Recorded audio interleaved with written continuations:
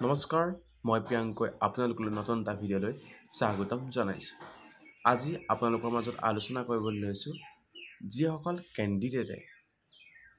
Candidate ADI 2.0 এক্সামসমূহ দিছিলে, যিসকলে ভাইভাৰ বাবে চিলেক্টেড হ'ব, সেইসকল কেণ্ডিডেটৰ বাবে আজি মই ভিডিঅ'টো প্ৰস্তুত কৰিছোঁ। যিসকল নতুনকৈ ADI 2.0 এক্সামৰ বাবে প্ৰিপেৰেশ্যন চলাইছিলে আৰু সেইসকল কোৱালিফাই হ'ব, সেইসকলৰ বাবে আজি এই ভিডিঅ'টো। তেওঁলোকে ভাইভাৰ কেনেদৰে ক্লিয়াৰ কৰিব তাক লৈ আজি এই ভিডিঅ'টো আমি প্ৰস্তুত কৰিবলৈ লৈছোঁ। প্ৰথম পৰ্যায়ত যিসকলে ADI এক্সাম দিছিলে, যিসকলে কোৱালিফাই হৈ আনকোৱালিফাই হৈছিলে, তেওঁলোকে হয়তো গম পাব যে ভাইভাত কেনেকুৱা ধৰণৰ প্ৰশ্নবোৰ, কেনেকুৱা ধৰণৰ শিতানত প্ৰশ্নবোৰ সোধা হয় বা কি কৰা হয়। যদি কোনোবা ভাইভাৰ দিয়া তেনে ব্যক্তি আছে মোৰ ভিউৱাৰ্ছৰ, তেতিয়াহ'লে আপোনালোকে কমেণ্ট যোগে অৱগত কৰিব যে আপোনালোকক কি কুৱেশ্যন সুধিলে বা কি পৰ্যায়ত আপোনালোকে কি কৰিলে। এতিয়া মোৰ ফালৰ পৰা আপোনালোকক মই ভাইভাৰ দিবলৈ যাওঁতে, যেতিয়া আপোনালোকে ৰিটাৰ্ণটো কোৱালিফাই কৰি ভাইভাৰ দিবলৈ যাব, তেতিয়া কি কৰিব লাগিব, কি নকৰিব লাগিব, সেই কথাটো মোৰ ফালৰ পৰা আপোনালোকক অৱগত কৰিবলৈ বিচাৰিছোঁ। প্ৰথম কথা, ভাইভাৰ দিবলৈ যোৱাৰ আগত আপোনালোকে কিছুমান নিয়ম মানি চলিব লাগিব। আৰু এইবাৰ ভাইভাৰ আপোনালোকৰ যোৱাবাৰ দৰে অলপ টাফ হ'ব বুলি মই ভাবিছোঁ। কিয় কৈছোঁ? যোৱাবাৰ 5 মাৰ্কছৰ আছিলে, কিন্তু এইবাৰ 15 মাৰ্কছৰ হোৱাৰ সম্ভাৱনা আছে, অৰ্থাৎ 15 মাৰ্কছ হোৱাৰ কথা আছে। গতিকে এইবাৰ আপোনালোকৰ ভাইভাৰটোৱে বেছি মহত্বপূৰ্ণ ভূমিকা পালন কৰিব। এতিয়া আপোনালোকক মই অৱগত কৰিব লৈছোঁ ভাইভাৰ দিবলৈ যাওঁতে আপোনালোকে কি কৰিব লাগিব। যদি আপোনালোকে কিছুমান নীতি নিয়ম যদি মানি নচলে বা কিছুমান কাম যদি আপোনালোকে নকৰে, কিয় আপোনালোক বিপদে পৰিচালিত হ'ব পাৰে। প্ৰথম কথা, আপোনালোকে কি নিব, অৰ্থাৎ আপোনালোকে তালৈ কি লৈ যাব। অৰ্থাৎ আপোনালোকে অগম বগম ধেৰ জাহা তাহা লৈ গ'লে নহ'ব। আপোনালোকে কি নিব? প্ৰথম কথা, আপোনালোকে কি নিব লাগিব?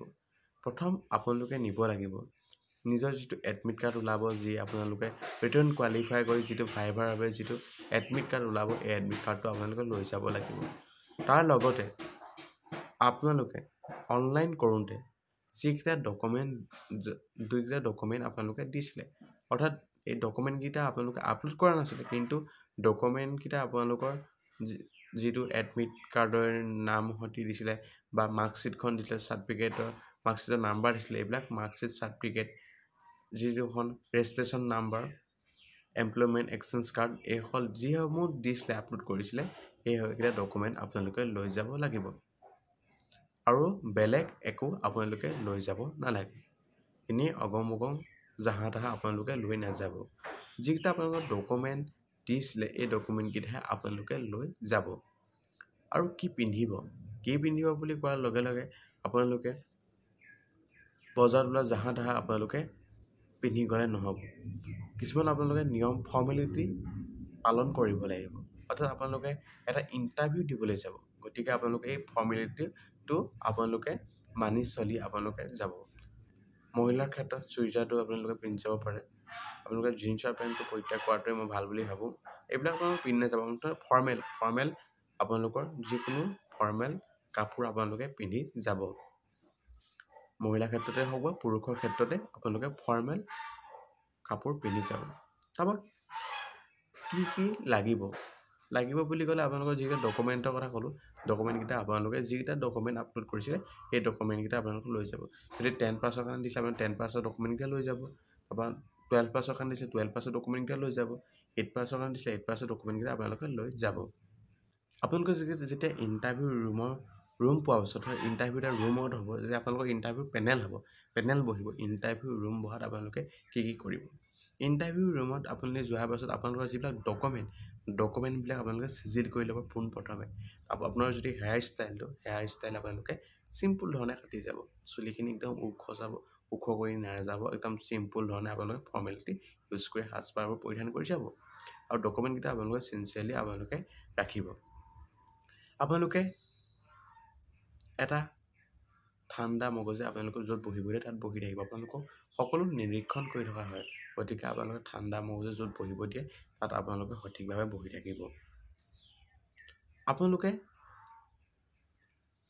ইণ্টাৰভিউ আপোনালোকে হোৱাৰ আগত আপোনালোকে যেতিয়া আপোনালোকৰ ইণ্টাৰভিউ কাইলৈ আছে যেনিবা, আপোনালোকে আজিতো ওলাই দিব অলৰেডি, যিসকলৰ দূৰত হ'ব অলৰেডি গুৱাহাটীতে হৈ গৈছে যোৱাবাৰ, এইবাৰ চাগে গুৱাহাটীতে হ'ব। আপোনালোকে ইণ্টাৰভিউলৈ যোৱাৰ আগত অৰ্থাৎ তোমালোকে জাহা তাহা তোমালোকে মছলাজাতীয় দ্ৰব্য সেৱন নকৰিবা। তোমালোকে ফল মূল হওক বা যিকোনো পাতলীয়া আহাৰ তোমালোকে খাই যাবা, নহ'লে তোমালোকৰ প্ৰব্লেম হ'ব পাৰে। যেতিয়া তোমালোকৰ ইণ্টাৰভিউ ৰুমলৈ মাতিব, ইণ্টাৰভিউ ৰুমলৈ মাতিলে মানে তোমালোকক যেতিয়া এটা পৰ্যায়ৰ পৰা এটা পৰ্যায়লৈ লৈ গৈ থাকিব, ইণ্টাৰভিউ ৰুমত তোমালোকক মাতিব। ইণ্টাৰভিউ ৰুমলৈ মাতাৰ পাছত তোমালোকে কেনেদৰে সম্ভাষণ জনাবা, এইটো এটা মহত্বপূৰ্ণ তোমালোকৰ বিষয় হৈ পৰে।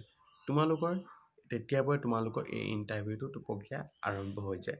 যেতিয়া তোমালোকৰ এটা ৰুমত এণ্ট্ৰি হ'ব, তেতিয়াই তোমালোকৰ এটা ইণ্টাৰভিউ প্ৰক্ৰিয়াটো তেতিয়াৰ পৰাই ষ্টাৰ্ট হয়। তুমি কেনেদৰে সোমাবা এইটোলৈকে তোমালোকৰ পৰ্যবেক্ষণ নিৰীক্ষণত থাকে। প্ৰথম তুমি সোমাওঁতে কি হ'ব লাগিব, সম্ভাষণ জনাব লাগিব। কোনো এগৰাকী মহিলাও থাকিব পাৰে, কোনো এজন পুৰুষো তাত থাকিব পাৰে। তোমালোকে যিটো সময়ত ইণ্টাৰভিউ ৰুমত সোমাবা, মৰ্ণিঙো হ'ব পাৰে, ইভিনিঙো হ'ব পাৰে, আফটাৰনুনো হ'ব পাৰে। গতিকে তোমালোকৰ মৰ্ণিং শ্বিফ্টত থাকিব পাৰে, যিটো শ্বিফ্টতে নাথাকো লাগিলে সম্ভাষণটো জনাবা। মৰ্ণিং ছাৰ, মৰ্ণিং মেম, এনেদৰে সম্ভাষণ জনাবা। যদি ছাৰ আৰু বাইদেউ দুয়োজন থাকে, পৰাপক্ষত মৰ্ণিং ছাৰ, মৰ্ণিং মেম বা মেডাম, এই দুটা সম্ভাষণ তোমালোকে কৰিবা। প্ৰতিটো কথা কোৱা তোমালোকৰ নিয়ম ধৰণ চাল চলন সকলো নিৰীক্ষণ কৰে একোজন ইণ্টাৰভিউ পেনেলে, য'ত তোমালোকক নিৰীক্ষণ কৰি থাকিব। গতিকে তোমালোকৰ ভইচ এক্সপ্ৰেশ্যন এইবিলাক সকলো তোমালোকৰ নিৰীক্ষণত থাকিব। গতিকে তোমালোকে সাৱধানতা অৱলম্বন কৰি তোমালোকে যেনেধৰণে এজন থাকিব লাগে তেনেদৰে তোমালোকে থাকিব লাগিব। যেতিয়া তোমালোকে বহিবা, এখন চকী থাকিব, তোমালোকে বহিবা, তোমালোকে কেনেদৰে বহিবা, কি কৰিবা, এইটো এটা বহুত তাৎপৰ্যপূৰ্ণ ভূমিকা পালন কৰে। তোমালোকে সাঁচোকে বহিলে নহ'ব, চকীখন বেকা বেকি হৈ থাকিলে কেনেদৰে চিধা কৰি তোমালোকে বহিব লাগিব, এইটো এটা গুৰুত্বপূৰ্ণ ভূমিকা পালন কৰিব তোমালোকৰ ক্ষেত্ৰত। সেইবাবে তোমালোকে চকীখন আঁতৰাই আনি ভালদৰে বহিবা, ভালদৰে থাকিবা। কিছুমান এনেকুৱা ব্যক্তি আছে বহিবিলাক লৰাই থাকে, এইবিলাক তোমালোকে আচৰণ নকৰিবা। তোমালোকৰ ইণ্টাৰভিউ কিছুমান APSC হওক বা যিকোনো ধৰণৰ তোমালোকৰ ইণ্টাৰভিউ ইউটিউবত দি থাকে, এইবিলাক তোমালোকে নিৰীক্ষণ কৰি চাবা যে কেনেদৰে এটা ইণ্টাৰভিউ হ'লত কেনেদৰে ছাত্ৰ ছাত্ৰীসকলে বহে। দ্বিতীয়তে তোমালোকে বহাৰ পাছত তোমালোকৰ নিজৰ বায়'ডাটা অৰ্থাৎ তোমালোকৰ নিজৰ পৰিচয় সম্পৰ্কে তোমালোকক সুধিব পাৰে। তোমাৰ নাম সুধিব পাৰে, তোমাৰ নামটোৰ তাৎপৰ্যতা, তোমাৰ নামটোৰ অৰ্থ সুধিব পাৰে।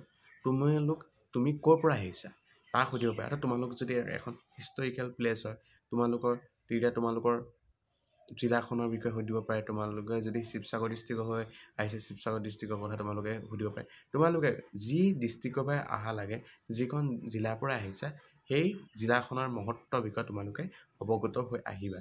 অৰ্থাৎ এই জিলাখনৰ বিষয়ে তোমালোকে অকণমান চাই আহিবা, তাৰ ওপৰত তোমালোক কুৱেশ্যন সুধিব পাৰে। আৰু তোমালোকে আহোঁতে কি পাৰ হৈ আহিছিলা, কোনকেইখন জিলা পাৰ হৈ আহিছিলা, কেনি আহিছিলে, কি কথা, এইবিলাক সদায় ইণ্টাৰভিউ পেনেলে তোমালোক সুধিব পাৰে। গতিকে তোমালোকে এইকেইটা কথাও তোমালোকে গুৰুত্বপূৰ্ণভাৱে সাঁচি ৰাখিবা। অৰ্থাৎ তোমালোকে এই কথাকেইটাও অৱগত হোৱাকৈ ক'ব পৰাকৈ তোমালোকে গুৰুত্ব সহকাৰে ল'বা। তোমাৰ ভাল লগা হবি সুধিব পাৰে, তোমাৰ ভাল লগা কিছুমান হবি সুধিব। লগতে তোমালোকৰ শৈক্ষিক বিষয়, তোমালোকে কি পঢ়িলা, কি নাই পঢ়া, শৈক্ষিক বিষয় কোনখন স্কুলৰ পৰা আৰম্ভ কৰি কিমানলৈকে পঢ়িলা, এইবিলাক সকলো ধৰণৰ সুধিব পাৰে। গতিকে এই সকলোবিলাক তোমালোকে অৱগত হৈ যাবা, মানে স্পষ্টভাৱে ক'ব পৰাকৈ হ'ব লাগিব। এটা কথা ইয়াত ক'ব লাগিব কি, সকলো প্ৰশ্নৰ উত্তৰ তুমি কেনেদৰে দিবা, এইটো এটা মহত্বপূৰ্ণ ভূমিকা পালন কৰে। তোমালোকে সকলো প্ৰশ্নৰ উত্তৰ এটা সঠিকভাৱে দিবা, যাতে কোনো এটা প্ৰশ্ন তুমি যদি নাজানো বুলি স্পষ্টকৈ ক'বা। জানো ছাৰ, জানো মেম, এনেকৈ তুমি নক'বা। অৰ্থাৎ নজনাটো নাজানো বুলি ক'বা, জনাটো তোমালোকে স্পষ্টভাৱে দিবা, নজনাটো নাজানো বুলি ক'ব বুলি মই ভাবিছোঁ। তোমালোকে জানো কি আছিলে কি কথা তেনেকৈ তোমালোকে নক'বা। পৰাপক্ষত তোমালোকে জনাটো জানো বুলি ক'বা, জানাটো উত্তৰ দিবা শুদ্ধকৈ, আৰু নজনাটো ডাইৰেক্ট নাজানো বুলি কৈ দিবা। আৰু যেতিয়া তোমালোকৰ সকলোবিলাক কুৱেশ্যন সুধিব, কিছুমান তোমালোকক কুৱেশ্যন সুধিব, কুৱেশ্যনবিলাক তোমালোকৰ নিজৰ ব্যক্তিগত বিষয়ে সুধিব পাৰে, তোমালোকৰ জিলাখনৰ বিষয়ে সুধিব পাৰে, যিকোনো ধৰণৰ কুৱেশ্যন সুধিব। ইমান টাফ কুৱেশ্যন নুসুধে, উজু কুৱেশ্যনে সুধিব, তোমালোকৰ নিজৰ ব্যক্তিগতভাৱে কিছুমান কুৱেশ্যন সুধিব। সেই কুৱেশ্যনবিলাক তোমালোকে যেনেদৰে জানাটো জনাৰ ভাগে তোমালোকে উত্তৰ দিবা, নজনাটো নাজানো বুলি কৈ দিবা। তাৰপিছত তোমালোকৰ বিদায় পৰ্ব হ'ব, অৰ্থাৎ তোমালোকক পঠিয়াই দিব। পঠিয়াই দিলে তোমালোকে কেনেদৰে আহিবা, এইটো এটা গুৰুত্বপূৰ্ণ ভূমিকা তোমালোকৰ পালন কৰিব। তেতিয়া তোমালোকে যদি আহে, তেতিয়া কি হ'ব, ছাৰ বাইদেউসকলক সম্ভাষণ জনাই তোমালোকে ওলাই আহিবা। যেতিয়া তোমালোকে ওলাই আহিবা, দৰ্জাখন ধামকৈ নামাৰিব। কিছুমান ছাত্ৰ ছাত্ৰী আছে কি ধামকৈ মাৰি থৈ আহে, কিন্তু এইবিলাক কাম তোমালোকে নকৰিবা। চকীখনৰ পৰা তোমালোকে নামি, চকীখনৰ পৰা যেতিয়া উঠি আহিবা, উঠি আহি চকীখন এটা সুন্দৰ জেগা যেনেকৈ আছে তেনেদৰে পোনকৈ ৰাখি তোমালোকে ওলাই আহিবা ইণ্টাৰভিউ ৰুমৰ পৰা।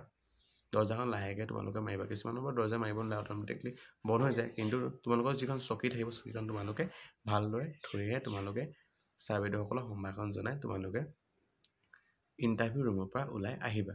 এতিয়া প্ৰশ্ন হ'ল, ইমানখিনি কথা ক'লোঁ, তোমালোকে নিজক কেনেদৰে প্ৰস্তুত কৰিবা। প্ৰথম কথা, প্ৰস্তুত কৰিবলৈ হ'লে তোমালোকৰ যিবিলাক শৈক্ষিক জ্ঞান আৰু যিবিলাক তোমালোকৰ আভ্যন্তৰীণ জ্ঞান, এই সকলোবিলাক তোমালোকে নিজৰ নিজৰ ব্যক্তিগতভাৱে তোমালোকে কি কৰিব লাগিব, নিজে যুগুত কৰিব লাগিব। প্ৰথম কথা, তোমালোকে যিবিলাক কথা, এই কথাবিলাক তোমালোকৰ যিবিলাক আচৰণবিলাক তোমালোকে সুন্দৰভাৱে উপস্থাপন কৰিব লাগিব। তোমালোকৰ প্ৰথম সোমোৱাৰ পৰা ওলোৱালৈকে সকলো যিবিলাক হ'ব, এই সকলোবিলাক নিৰীক্ষণ কৰাৰ পিছত তোমালোকক একোটি নম্বৰ বা মাৰ্কছ দিব। গতিকে এটা ইণ্টাৰভিউত তোমালোকৰ এটা চাকৰি পোৱাৰ ক্ষেত্ৰত তোমালোকক বহুত সহায় কৰিব। গতিকে তোমালোকে যিখিনি জানে, যিখিনি বুজি পোৱা, এইখিনিহে শুদ্ধভাৱে তোমালোকে উত্তৰ দিবা বুলি মই ভাবিছোঁ। কিন্তু বহুতে ভয় কৰে যে কি কৰিম কি নকৰিম। ইমান ভয় কৰিবলগীয়া কোনো কথা নাই। তোমালোকক নাচোনাবুত কোনো কুৱেশ্যন নুসুধে। তোমালোকৰ যিবিলাক জানি আহিছা, যিবিলাক বুজি আহিছা, এইবিলাকে তোমালোকক কুৱেশ্যন সুধিব। প্ৰথম তোমালোকৰ ব্যক্তিগত আচৰণৰ ওপৰত ভিত্তি কৰি এই তোমালোকৰ মৌখিক টেষ্টটো লোৱা হয়। গতিকে তোমালোকে ইমান ভয় কৰাৰ কোনো প্ৰয়োজন নাই। যিসকলে অলৰেডি প্ৰথম এৰিয়াই ভাইভা দিছে, সেইসকলে হয়তো অৱগত হৈছে। যিসকল নতুনকৈ দিব, অৰ্থাৎ যিসকলে কোৱালিফাই হ'ব, ৰিটাৰ্ণ কোৱালিফাই হৈ ভাইভাৰ বাবে চিলেক্টেড হ'ব, এইসকল কেণ্ডিডেটৰ বাবে এই ভিডিঅ'টো প্ৰস্তুত কৰিলোঁ। অলৰেডি যিসকলে প্ৰথমে দিছে, তেওঁলোকে অৱগত হৈছে। গতিকে তোমালোকক ভয় কৰাৰ কোনো প্ৰয়োজন নাই। তোমালোক কোনো নাবুত কুৱেশ্যন নুসুধে। তোমালোকে যিটো জানা, যিটো বুজি পোৱা, সেই কুৱেশ্যনবিলাকে তোমালোকক অৱগত কৰিব।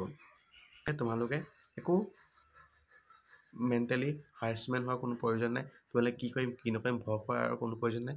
তোমালোকে এটা সঠিক সময়ত যাবা, সঠিক সময়ত গৈ আগতীয়াকৈ উপস্থিত হৈ থাকিবা, আৰু যি সুধে যি নহয় তোমালোকে নিজৰ ব্যক্তিগতভাৱে উত্তৰ দিবা, সাহসেৰে উত্তৰ দিবা। যিটো মই জানো, যিটো বুজি পাওঁ, এইটো তোমালোকৰ মাজত অৱগত কৰোঁ। আজিলৈ ভিডিঅ'টো ইমানেই। ধন্যবাদ। জয় অসম।